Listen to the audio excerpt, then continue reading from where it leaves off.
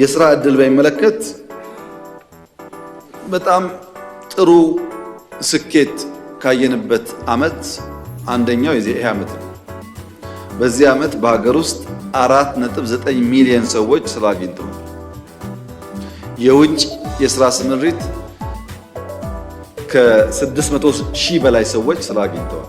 ኖርማል ስራ ሳይሆን ስኪልድ እና ሰሚ ስኪል ጨምሮ ማለት ነው፣ ፕሮፌሽናል ጨምሮ። በሪሞት ስራ ባልነው በቅርቡ በጀመርነው 40 ሺህ ሰዎች ስራ አግኝተዋል እዚህ ሆነው።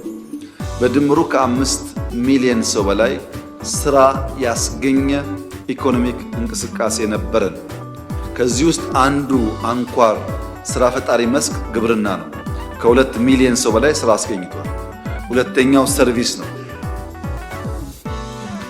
ሰርቪስ ውስጥ ንግዱ፣ ዲጂታላይዜሽኑ፣ ከተማ ውስጥ የሚሰሩ ስራዎች ጨምሮ ወደ 1.8 ሚሊዮን ሰዎች ስራ አግኝተዋል። ሶስተኛው ኢንዱስትሪ ነው። ከ900 ሺህ ሰው በላይ ስራ አስገኝቷል ኢንዱስትሪው። በአጠቃላይ በሀገር ውስጥ ከአምናው ዘንድሮ 13% እድገት፣ የውጩ 27% እድገት አሳይቷል። 5 ሚሊዮን ሰው ስራ ማስያዝ የሚችል ኢኮኖሚ፣ 2 ዲጂት ማደግ የሚችል ኢኮኖሚ ትልቅ ስኬት ነው።